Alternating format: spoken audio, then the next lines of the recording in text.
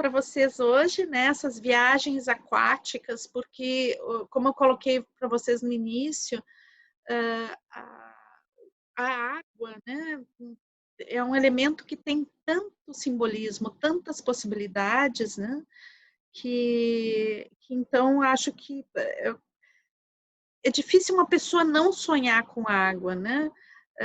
Até mesmo as pessoas que nunca viram quantidades imensas de água, elas sonham com água, né? Aquelas pessoas que moram no deserto também sonham com água. Então, é um elemento do nosso inconsciente coletivo, né? Que é muito, muito importante, porque a água ela é a origem da vida. Né? Então, tem um significado muito potente dentro da existência humana e da existência da vida em si. Então, nós somos compostos de água. Quase todo o nosso corpo, cada célula nossa é composta de água. Então, acho que quase que naturalmente a gente teria que iniciar essa viagem através de uma viagem aquática. Então, as imagens principais que eu vejo que são imagens artísticas que eu colhi hoje, então eu estou colocando também o artista, né, que fez a imagem. No caso aqui a gente tem as fotografias do Gregory Colbert, né, que também fez filmagens, que tem imagens muito bonitas, muito oníricas, né? Então algumas vai ser dele, algumas de outras pessoas. Vocês vão ter sempre na tela aí o nome do artista quando são imagens que têm essa qualidade de artística, né? De ser vinda de uma pesquisa de artistas específicos que trabalham com imagens oníricas. Então, nosso percurso sobre a água, né? Bom, aqui a gente tem essa imagem dessa entrega, né? E essa imagem desse planeta também, né? Uma imagem que dá essa sensação de que o céu é o planeta Terra, né? E então, esse medo que muitas vezes nós temos de entrar em contato com o elemento água, né, tem muito a ver com duas coisas que me vêm agora, né? E que alguns de vocês relataram um pouco isso, vendo as imagens do filme que a gente passou. Né? Então, eu acho que tem a ver com o controle, né? Então, a água ela tem uma coisa de dissolução. Né? Então, uma das características principais da água é a dissolução. E isso pode se tornar um pouco ameaçador para uma instância que a gente tem na nossa psique que se chama ego, né? Então, o ego ele tem uma tendência a achar que ele pode controlar tudo e ele é muito autorreferente, ele acha que ele é a totalidade, né? Só que o ego é uma instância bem pequenininha da nossa totalidade, né? E então a água, através dessa dissolução, ela nos coloca em contato, né, com essa força maior da existência, né? Então a gente pode representar instâncias do inconsciente, até mesmo todo o inconsciente como um todo, através do simbolismo da água. Quando a gente tem, por exemplo, o oceano, né, a gente está falando pode simbolizar através do oceano em si, todas as características do inconsciente, né? Rico de vida, profundo, obscuro, né? Então, a água ela tem essa característica de nos remeter ao inconsciente. E daí o que acontece também, né, é que é essa sensação de que a gente pode se afogar aí, né? De que a gente pode ficar sem ar, porque nós somos, né? Os seres humanos são seres aéreos, a gente também vive submerso como num oceano, só que o nosso oceano se chama atmosfera, né? Então a gente nem percebe que está submerso, está no fundo de um oceano de ar, né? Mas nós somos seres aéreos, né? Então, no sentido, não que a gente voe, né? Até a gente consegue voar às vezes, mas no sentido de que a gente se nutre desse elemento ar, né, e da atmosfera, diretamente da atmosfera, e a água, né, A água nos assusta porque a gente pode se afogar, ela pode significar a morte também. A falta de ar, né? A falta da liberdade, a falta da criatividade, a estagnação também, né? A água estagnada. Então, pode representar, assim como a água representa a vida, ela pode representar a morte também, né? Ou a origem, ou a sombra. Então, ela tem elementos assustadores também. Então, a água ela tem duas localizações. Uma é a superfície. Então, a superfície, a gente pode passar a vida inteira na superfície. A nossa sociedade é uma sociedade de superfície. Então, a gente faz mil malabarismos na superfície, né? A gente anda de jet ski, a gente faz todos os esportes de vela, a gente corre na superfície, né? E se exibe na superfície. Então, é um local da água, né? A superfície é um local aquático também. E a gente pode permanecer aí durante toda a vida, não tem problema, né? Para quem quiser permanecer na superfície. Mas existem tesouros ocultos embaixo da terra, como mostrou o vídeo que a gente viu, né? Embaixo da terra não, embaixo da água, do mar, né? Então, abaixo da água, né? No profundo da água, existem coisas que não são visíveis, né? E que a gente pode acessar ou não, ok? Então, a gente tomou contato com a profundidade. Né? E daí sim, daí a profundidade, para a gente entrar em contato com a profundidade, tem que ter fôlego, né? Tem que ter essa capacidade de encontrar coisas, né, e aprender a lidar com esse meio que não é o meio aéreo onde a gente vive, né? É um meio que a princípio pode parecer estranho, né?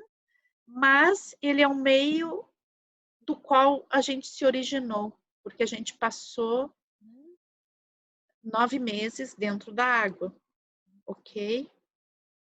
Então, ele é um meio originário e a vida também se originou na água. Então, o que acontece quando a gente submerge, né? Aí a pressa não adianta. E existe a flutuação. Então, o efeito da gravidade dentro da água, ele se reduz. E existe um outro tipo de movimento, né? O movimento já não é em pé, ele é deitado, né? Se a gente tentar caminhar dentro da água, né? Vai ser difícil caminhar. É mais fácil a gente se deitar e a gente pode girar em torno da gente mesmo. Quem tem facilidade com o elemento água sabe que tem uma série de movimentos que somente dentro da água a gente consegue fazer. E são movimentos que têm muito a ver com esse acolhimento que a água dá, né? Essa flutuação que é possível que a água nos conceda. Então, é como se a gente estivesse num meio com menos gravidade. Na realidade, é que a água é densa, né? Então, e a gente não tem tanto peso, então ela nos faz flutuar. Mas a sensação é de não ter a gravidade. E os movimentos que vão ficando lentos, né? Então, por essa densidade, a água não nos deixa ter pressa. Então, estar dentro da água é estar num movimento mais lento, mais reflexivo, né? Entrar em contato com uma outra velocidade. Uma velocidade que tem a ver com uma questão uterina, né? É a velocidade da espera, é a velocidade do contato com aquilo que é original. Então, eu sei que não são todos da biodança, né? Mas dentro do modelo teórico de biodança, a gente tem uma parte do modelo que a gente fala que tem a ver com a regressão, né? Para a biodança não é a regressão por faixa etária, mas é a regressão a um nível de funcionamento, né, que tem a ver com o cuidado por si, a afetividade, o líquido amniótico, né? Então, é aquele momento onde a gente vai para dentro da gente e consegue descansar e se reciclar, né? E isso tem a ver com, a gente relaciona dentro da biodança com o elemento água. Né? Então, a água como uma fonte regeneradora, né? Que vai regenerar. Só que para isso a gente tem que se permitir ser acolhido pela água e permitir que descansar nessa água, né? Permitir que se reduza a velocidade e que a gente possa entrar e acessar a esses elementos sem controle, mas como não como algo ameaçador, mas como algo que te protege e te acolhe. Vou dar um golinho de água aqui também para continuar falando. Bom, outra característica da água, né, é a transparência. Não são todas as águas que são transparentes, mas se a gente vai falar da água enquanto elemento, né, a transparência ou não da água tem muito a ver de como a gente lida com esse elemento, mas em si ele é um elemento transparente. Né? Às vezes, na profundidade da água, surgem as sombras e a gente não consegue ver quando ela é muito profunda. Mas em si, a água, quando ela está limpa, quando ela é pura, né? E é um elemento, também é uma questão importante da água, a pureza, quando ela é pura, ela é transparente. Ou seja, ela tem a ver com aspectos emocionais da gente, de inocência, né? De renovação. E aqui vamos, né, sempre quando eu falo de inocência, não confundir com ingenuidade, né? A água tem a ver com aspectos de inocência, de fé na vida, de acreditar, né? Acreditar na existência, na vida, no propósito, no amor. E daí, claro que a água ela vai remeter, né, aos sentimentos, às emoções, às memórias. Né? Então, quando a gente se lembra, quando a gente se emociona, quando a gente chora, a gente tá nesse elemento água, né? Porque o elemento água ele é nostálgico, ele traz lembranças. Né? Eu sempre digo que quando eu escrevo contos, né, e falo da minha infância, a sensação que eu tenho é que é molhado. Né? Eu sempre sinto que é molhado, que que a criação, quando ela é emocional, quando ela tem emoção, ela vem com a água. É uma sensação simbólica que eu tenho. A água ela tem a ver com o amor incondicional, né? Porque ela recebe a todos, ela nutre a todos. Toda vida necessita de água e ela vai estar presente no corpo de todos e ela vai nutrir a todos e vai receber a todos. A água não rejeita, ela recebe, ela não julga. Então, ela tem a ver com o amor incondicional. E a água tem a ver com a intuição. Sabe-se, né, que as pessoas que são dos signos de água, elas são super intuitivas, elas têm a capacidade de ver no invisível, né? Elas conseguem perceber aquilo que não é evidente. Por quê? Porque a água está fortemente relacionada com esses elementos que correm e que a gente não e que não são perceptíveis racionalmente, mas sim através disso que a gente chama de intuição. Então, a água ela nos permite ver um mundo que não é tão evidente assim.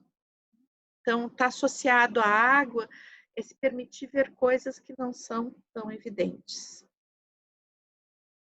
A água enquanto pureza, a gente já conversou um pouquinho sobre isso, né? Então, ligado a essa inocência, ao princípio da vida, ao limpar-se, né? Então, quando a gente quer se limpar, a gente se banha, né? E o banhar-se tem uma coisa de renovação. Depois de um banho, a gente se sente renovado, porque a água nos limpa, ela nos purifica. Beber água, beber muita água nos purifica. As pessoas que bebem pouca água, em geral, elas são mais secas e elas eliminam menos impurezas, né? A gente elimina pelo xixi, que é aquático, né? A gente sua, né? E daí a gente elimina as impurezas. E a água é fundamental, beber água é fundamental para que isso aconteça. Às vezes a gente sonha que está bebendo água, às vezes a gente sonha que está fazendo xixi. E daí a gente tem a água doce, né? Que se a gente vai pensar em termos ecológicos, a água doce é um elemento muito raro, né? A maior parte da água que existe no mundo é salgada, né? Então, a água doce, que é fundamental para a vida, porque a gente não pode viver da água salgada, né? Ela é um elemento raro, que a gente deveria cuidar mais, né? E ela tem a ver com esse aconchego, né? Com essa nutrição, com a nutrição da própria vida. Em geral, os sonhos com a água doce, né, tem a ver com essa coisa do acolhimento. Mas também a gente pode sonhar com água estagnada, com água suja, com esgoto, né? Daí tem outros elementos aí que tem a ver tanto nos sonhos que são agradáveis quanto nos pesadelos, né? A água as cidades inundadas, né? A dificuldade de caminhar na água, a água que dá até na cintura, a água que dá até a cabeça, né? E depois a gente tem a água salgada, né? A água salgada tem a ver com o líquido amniótico, ela tem a ver com o oceano, ela tem a ver com os mares. Né? Então, geralmente, a água salgada ela tem a ver com uma profundidade maior, né? Porque os oceanos são mais profundos, eles são abissais, né? Então, a água salgada, ela não pode ser bebida, mas ela é rica de vida, ela traz os peixes, ela traz as profundidades, ela traz a questão da ausência de luz. Né? E também as grandes aventuras humanas se dão na água. Né? Então, a descoberta de novos continentes, os tesouros ocultos no fundo do mar, né? Tem a ver com essa água salgada. Então, a água ela pode ser pacífica, acolhedora, quentinha, agradável, maravilhosa, paradisíaca. Mas ela também pode ser um tsunami ameaçador, né? Quantos sonhos de tsunami a gente tem por aí, né? A cidade é ameaçada por uma grande onda, né? As inundações, os maremotos, as ondas gigantes. Né? Então, a água pode ser muito agitada e ela pode ser ameaçadora também. A água ela pode congelar e daí ela tem muito a ver com aqueles estados emocionais, né? Onde as coisas vão se paralisando e a gente vai ficando tão triste, tão abandonado que a gente acaba congelando. Porque a água tem a ver com a emoção e com o sentimento. Então, quando congela, às vezes ela está anunciando que a gente está em um momento difícil, né? Um momento emocionalmente difícil. É uma interpretação, claro, que a gente não pode generalizar, tá? Mas é um indicador. Então, a água enquanto alimento, é alimento essencial. Todos nós precisamos desse elemento, talvez tão fortemente quanto os outros, né? Mas é um elemento essencial, do qual nós somos compostos em cada célula, como a gente disse antes. Daí trazer, né, de novo, que a água é um solvente universal, né? Então, ela tem a ver com essa dissolução, né? Que os alquimistas chamam de solution, né? Então, que é essa capacidade de dissolver, de aquilo que estava denso, que era rígido, vai se dissolvendo, né? Alguém falou aí, né, que depois do banho, depois da dança, estava com as articulações todas floxinhas, né? A água tem essa capacidade de dissolver as rigidezes, né? E é interessante porque tem aquele ditado, né, que diz que a água tem a sua persistência, que até a pedra, né, ela vai aos poucos transformando, né? Então, a persistência da água, ela vai acabando com todas as rigidezes, né? E a água, tu pode até prender ela, mas ela pode, a água pode ficar congelada milhares de anos numa geleira. É só aquecer um pouco que ela se torna vapor, vai se tornar chuva, vai para um rio, vai para o oceano. Então, tem a persistência e a paciência, são características ligadas à água. Então, a gente vai ter vários locais com água, né? Então, primeiro é a fonte, a gente pode sonhar com fontes, né? A fonte onde a água surge, a surgente, né? Onde iniciam os rios, onde inicia o percurso da água. São lugares, em geral de água limpa, né? Cristalina, fresca, boa de beber. Depois nós temos os rios, como essa persistência, perseverança da água, de caminhar, né? De passar por diversos lugares, né? O rio representa essa água em movimento e é uma água que às vezes tem velocidade também, né? Os rios podem ser violentos, ter uma corrente forte, né? E depois os lagos são mais uterinos, eles são mais contedores, né? Então os lagos geralmente eles nos trazem essa coisa de ser acolhido, ser recebido. Os lagos, por ser uma água mais calma, ele é reflexivo, né? Ele traz o reflexo, a água enquanto espelho, a água que nos dá contato com o nosso duplo, né? Às vezes a gente sonha com o duplo, sonha que está falando com a gente mesmo, né? Então a água nos traz esse contato com esse reflexo de nós mesmos, né? O mar, né? O mar enquanto local, né? Da água salgada que a gente pode se banhar, mas também o mar que pode ser ameaçador, né? Onde a gente pode se afogar, onde a gente pode se divertir na superfície. Né? O mar que tem tesouros. E depois o oceano, né? O oceano como uma quantidade imensa de água salgada que vai cercar os continentes, né? E que pode ser, sim, é o nível maior de profundidade que a gente vai encontrar, né? Que é o abissal, né? Que é algo tão profundo, né? E que contém seres tão inimagináveis, é quase como um outro mundo. E o oceano ele vai ter essa representação do inconsciente, né? Então, por isso que o oceano é fascinante e, ao mesmo tempo, assustador. Ele pode conter tudo, né? O Titanic está no fundo do oceano, né? As baleias estão no fundo do oceano. E aqui a gente tem uma imagem de um filme que eu gosto muito, que é As Aventuras de Pi, né?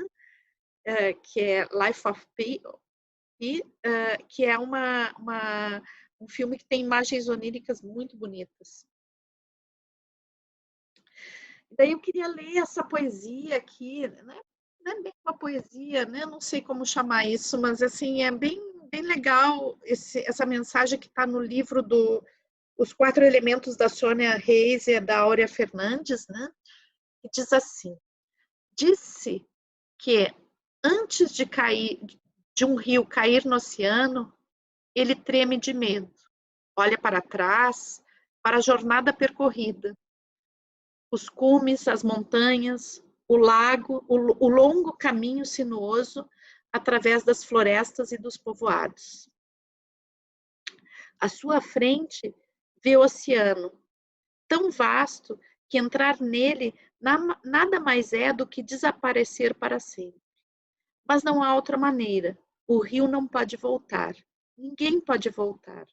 Voltar é impossível na existência. Você pode apenas ir em frente. O rio precisa de arriscar a entrar no oceano. E é somente quando ele entra no oceano que o medo desaparece. Porque apenas então o rio saberá que não se trata de desaparecer no oceano. Por um lado, é desaparecimento. Por outro, prisma e renascimento. Assim somos nós. Voltar é impossível na nossa existência. Você só pode ir em frente e se arriscar. Torne-se oceano. Dê-se a chance de simplesmente seguir o fluxo de energia, porque o universo, a nossa essência, sabe exatamente para onde estamos caminhando.